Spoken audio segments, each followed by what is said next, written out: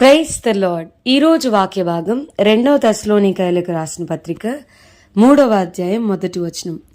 తుదకు సహోదరులారా, మీలో జరుగుచున్న ప్రకారము ప్రభువు వాక్యము శీఘ్రముగా వ్యాపించి మహిమపరచబడు నిమిత్తమును మేము మూర్ఖులైన దుష్ట మనుష్యుల చేతుల నుండి తప్పింపబడు నిమిత్తమును మా కొరకు ప్రార్థించుడి. ఈరోజు ఈ వాక్య భాగం ద్వారా దేవుడు మనతో మాట్లాడుతూ ఉన్నారు.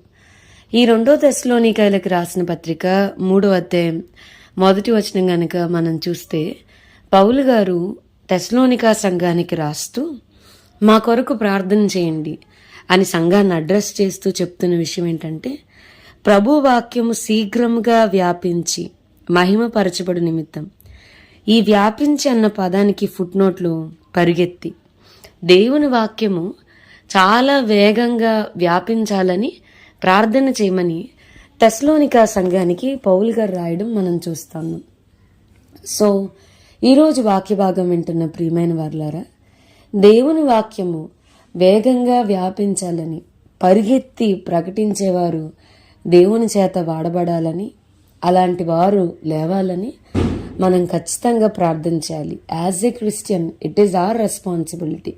ఒక క్రైస్తవునిగా మన కనీస బాధ్యత సువార్త ఇంతవరకు ప్రకటించబడిన ప్రాంతాలన్నిటికీ సువార్త చేరాలని మనం తప్పకుండా ప్రార్థించాలి. దేవుని వాక్యం చెప్తుంది, ప్రకటించువాడు పంపబడని ఎడ్ల వారు ఎట్లు ప్రకటిస్తారు? వారు ప్రకటించకపోతే వాళ్ళు ఎలా వింటారు? వారు వినని దేవుని యందు వారు ఎట్లు విశ్వాసం ఉంచుదురు? వారు విశ్వసించిన దేవునికి వారు ఎలా ప్రార్థన చేస్తారని వాక్యం చెప్తుంది. బైబిల్ చాలా స్పెసిఫిక్గా చెప్తూ, కోత ఎంతో విస్తారంగా ఉంది, కోసేడి పనివారు కొద్దుగా ఉన్నారు, కోతకు పనివారిని పంపమని కోత యజమానుని వేడుకొనుడి అని బైబిల్ చాలా స్పెసిఫిక్గా చెప్తుంది.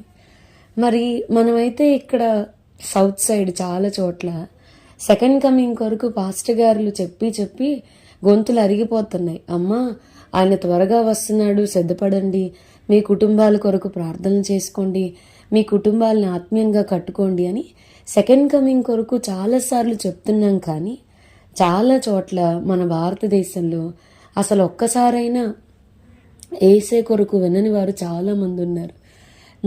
నేను అనుకుంటా ఉన్నాను, మీకు ఈ సాంగ్ తెలుసని. నా పేరే తెలియని ప్రజలు ఎందరో ఉన్నారు, నా ప్రేమను వారికి ప్రకటింప కొందరే ఉన్నారు, మీరైనా మీలో ఒకరైనా వెళతారా నా ప్రేమను చెప్తారా? యాక్చువల్లీ ఆ సాంగ్ దేవుని యొక్క హృదయ ఆక్రందన, the heart cry of God. ఎవరు వెళ్తారు?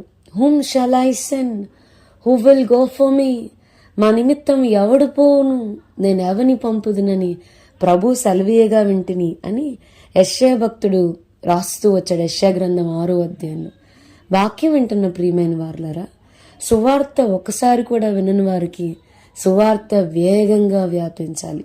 బైబిల్ చాలా స్పెసిఫిక్గా చెప్తుంది, అంతటా అందరూ మారు మనసు పొందడం ఆయన చిత్తం. It is the will of God. అందరూ మారాలి. చిన్నవాన్లో ఒక్కడైనను నశించిపోట నాకు ఇష్టం కాదు, నాకు అసలు ఇష్టం లేదు అని ఆయన చెప్తూ వచ్చాడు. సో మన ప్రజలు సువార్త చేత ఆకర్షించబడాలి, వారి వరకు సువార్త చేరాలి, యేసు యొక్క ప్రేమ వారి హృదయాలకి తాకాలి.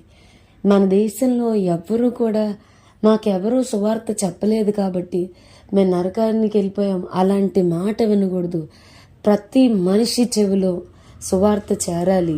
దేవుడు అనేక మంది మిషనరీస్, అనేక మంది సేవకులు, నేను ప్రార్థన చేసుకుంటా ఉన్నా, ప్రభువా సువార్త కొరకైన తపన మా హృదయాల్లో, వాక్యం కొరకైన మంట మాలో మండించనివ్వండి.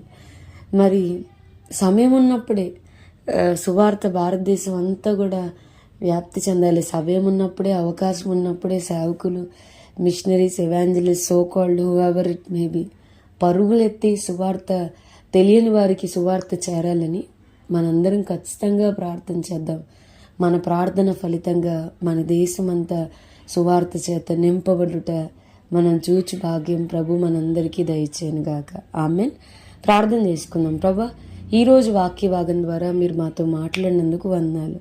వాక్యం విన్న మా ప్రియులైన వారిని అందరినీ దీవించి ఆశీర్వదించమని యేసు నామమున అడిగి వేడుకొంచున్నాం తండ్రి. ఆమెన్.